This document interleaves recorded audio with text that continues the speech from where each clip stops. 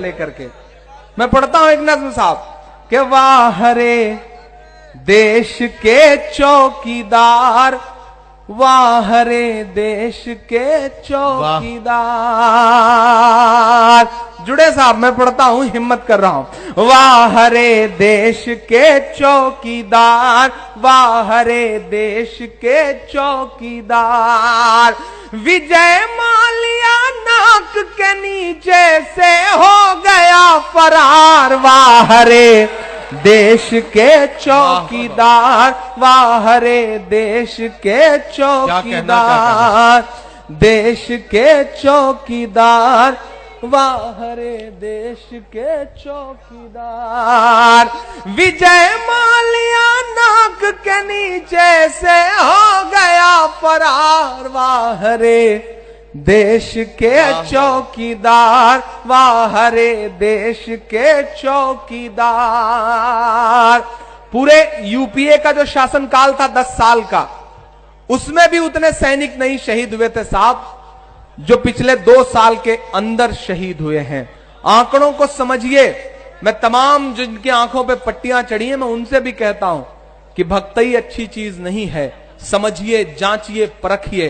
पूरे यूपीए के शासनकाल में, और हद तो यह है कि सैनिक शहीद होके आ रहे हैं और साहब विदेश घूम रहे हैं। अजब सी बेहिसी है, उनका दामन नम नहीं होता। अजब सी बेहिसी है, उनका दामन नम नहीं होता कि उनके फेंकने का सिलसिला भी कम नहीं होता।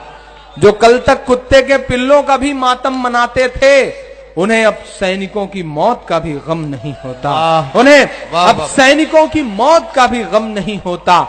मैं मिसरे पढ़ता हूं साहब और आपसे दुआएं मांगता हूं। हमको आपको 4000 बदलवाने के लिए लाइन में लगा दिया, लेकिन आपकी जानकारी के लिए बताऊं कि पिछले 2 साल में साहब ने 70 करोड़ रुपए के कपड़े पहने हैं। 70 करोड़ रुपए के कपड़े पहने, और हम पर आप पर तंज कसेंगे कि हमने भ्रष्टाचारियों को लाइन में लगवा दिया। हद तो यह है कि एक उतरा हुआ सूट 4 करोड़ की बोली लगा करके बेचा जा रहा है इस देश में।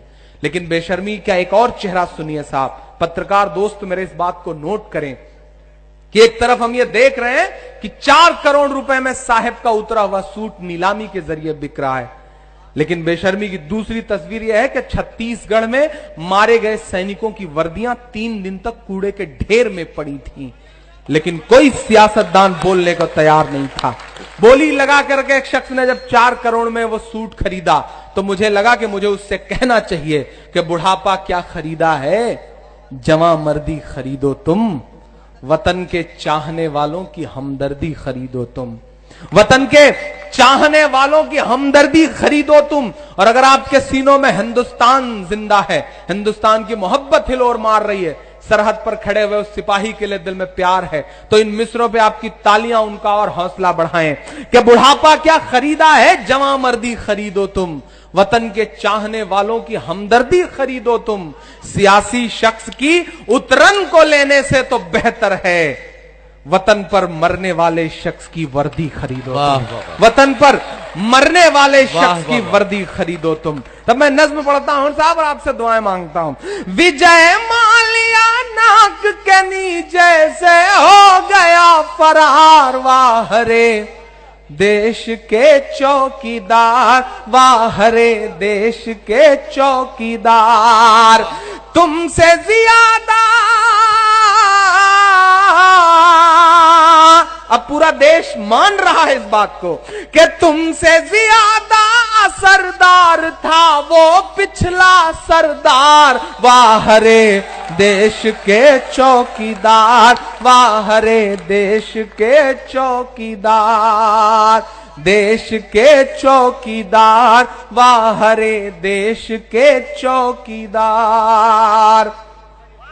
कि देश चलाना चाय बनाने जैसा काम नहीं है, देश चलाना चाय बनाने जैसा काम नहीं है, नफरत वाली राय बनाने जैसा काम नहीं है।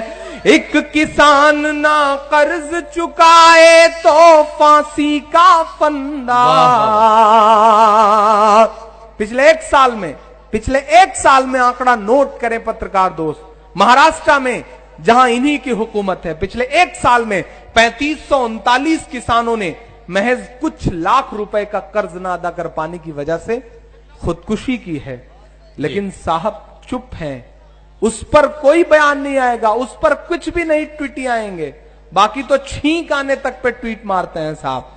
तब मैं मिसरे पढ़ता हूं कि एक किसान ना कर्ज चुकाए तो फांसी का फंदा, और मालिया लंदन घूमे बाहर तेरा धंधा, और मालिया लंदन घूमे बाहर तेरा धंधा, जिसे जेल में होना था वो घूम रहा लंदन है, जिसे जेल में होना था वो घूम रहा लंदन है।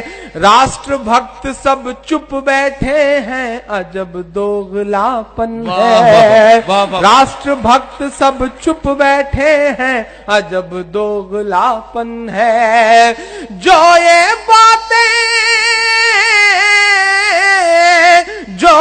बातें कह दे वो हो जाएगा गद्दार। वाह रे देश के चौकीदार, वाह रे देश के चौकीदार, देश के चौकीदार, वाह रे देश के चौकीदार।